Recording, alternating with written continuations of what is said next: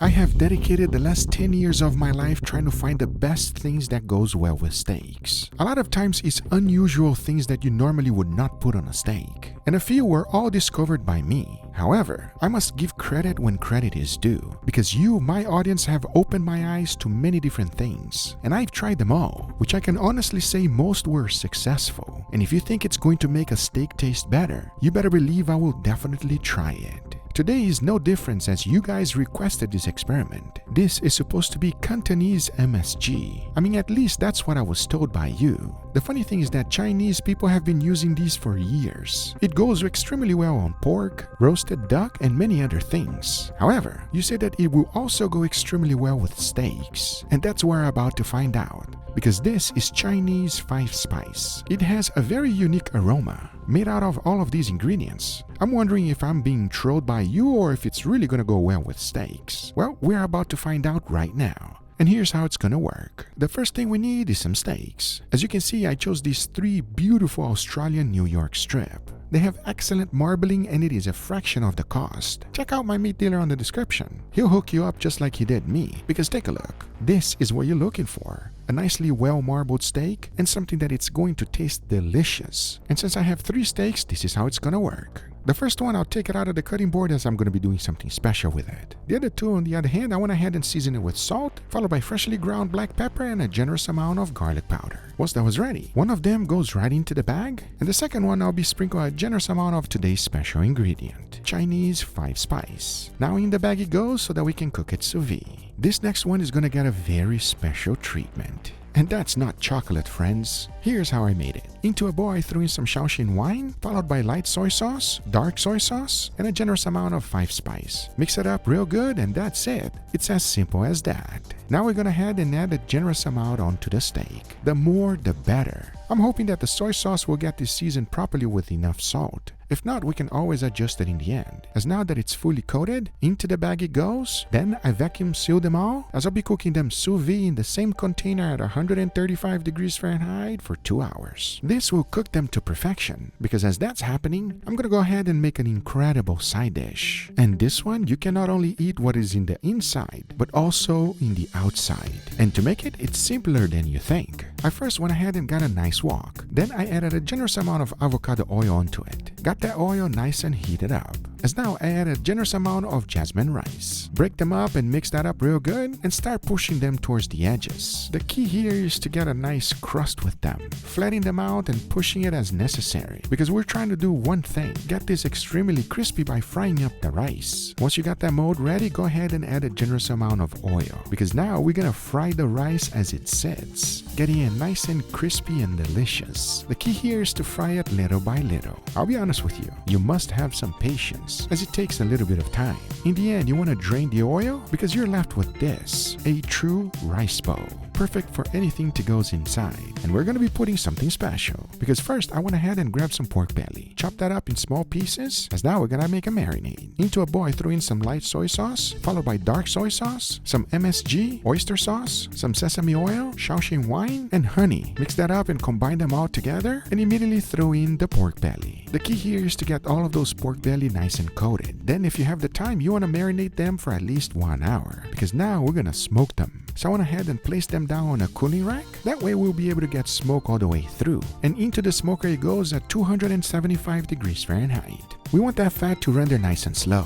As in the end, take a look. These look delicious just the way they are. But they're not done yet. Because now into a wok I threw in some sesame oil, followed by some bell peppers, mushrooms, scallions and onions, and stir fry the whole thing until you got some color on them. Then I season it with MSG, salt, followed by some teriyaki sauce. Mix that up real good, and inside the pork belly goes. Then I just stir fry the whole thing until I got everything coated. Because to finish this up, take a look. This is our serving bowl. And if you look at the bottom, it is nice and crispy, and it's going to be delicious to go along with it. So I went ahead and set that down on a plate, followed by the pork belly we just made, and to finish it up, some toasted sesame seeds. Now this is today's side dish, and as you're eating it, you get to break the edges and just enjoy. I can promise you one thing, friends, it's going to be phenomenal. And I have the same hopes for the steaks, because remember what they went through, and by this time they were all fully cooked. So I went ahead and pat them dry really good, and as you can clearly see, they need a crust. And for that, I'll be using my trusty flamethrower, because I know what you're thinking. My steaks don't look that good right now. But watch this.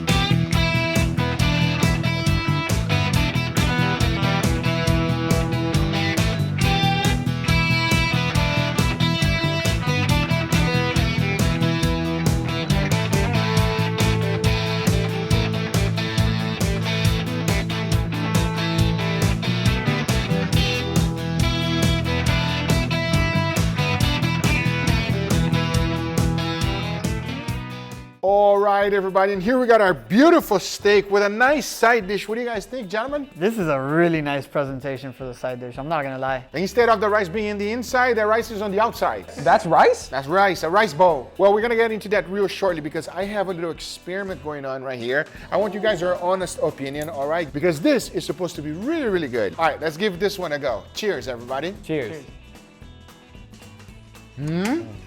That is a perfect sous vide steak. It's always consistent. It's always great. There's nothing else to it. This is literally bringing me life.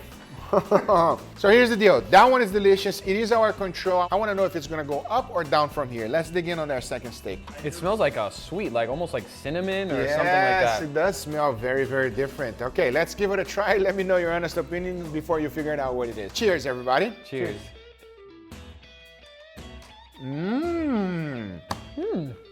It's so different.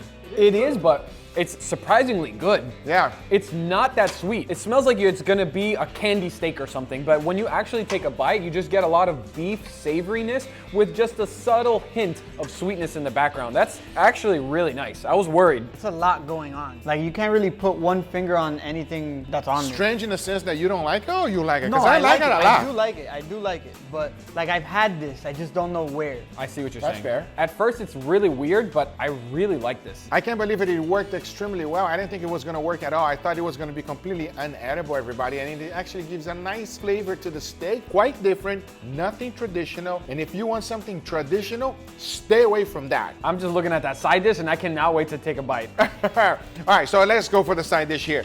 Now, this side dish right here, I got a nice pork belly, which is smoked, and we got some vegetables. But most importantly, I want you to take a piece of the bowl. With my hand? Crack the bowl. You can crack it. Oh, they can hear it. Go ahead, Angel. Nice and crispy, yeah. It's all about that crunchiness. Enough talking, let's give it a try. Cheers, everybody. Cheers.